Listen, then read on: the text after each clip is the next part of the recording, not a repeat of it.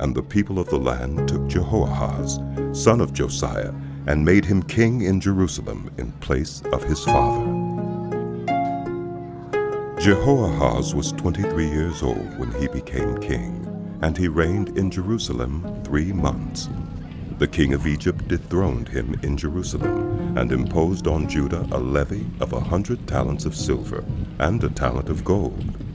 The king of Egypt made Eliakim, a brother of Jehoahaz, king over Judah and Jerusalem, and changed Eliakim's name to Jehoiakim. But Necho took Eliakim's brother Jehoahaz and carried him off to Egypt. Jehoiakim was 25 years old when he became king, and he reigned in Jerusalem 11 years. He did evil in the eyes of the Lord his God. Nebuchadnezzar, king of Babylon, attacked him and bound him with bronze shackles to take him to Babylon. Nebuchadnezzar also took to Babylon articles from the temple of the Lord and put them in his temple there. The other events of Jehoiakim's reign, the detestable things he did, and all that was found against him, are written in the book of the kings of Israel and Judah. And Jehoiakim, his son, succeeded him as king. Jehoiakim was 18 years old when he became king, and he reigned in Jerusalem 3 months and 10 days. He did evil in the eyes of the Lord. In the spring, King Nebuchadnezzar sent for him and brought him to Babylon, together with articles of value from the temple of the Lord.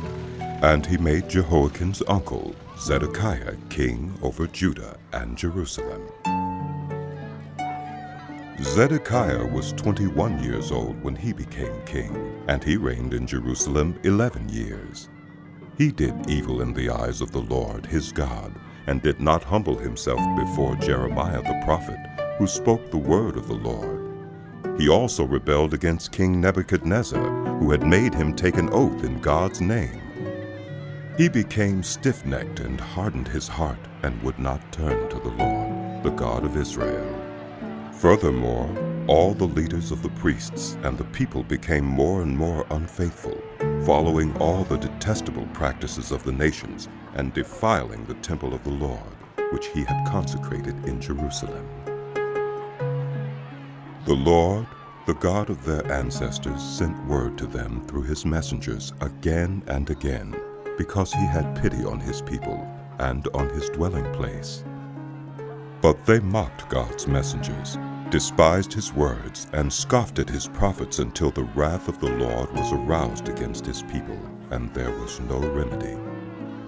He brought up against them the king of the Babylonians, who killed their young men with the sword in the sanctuary, and spared neither young man nor young woman, the elderly or the aged. God gave them all into the hands of Nebuchadnezzar.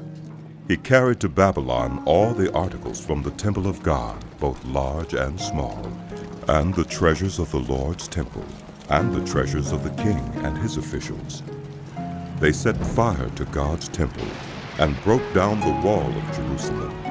They burned all the palaces and destroyed everything of value there. He carried into exile to Babylon the remnant, who escaped from the sword, and they became servants to him and his successors until the kingdom of Persia came to power. The land enjoyed its Sabbath rests.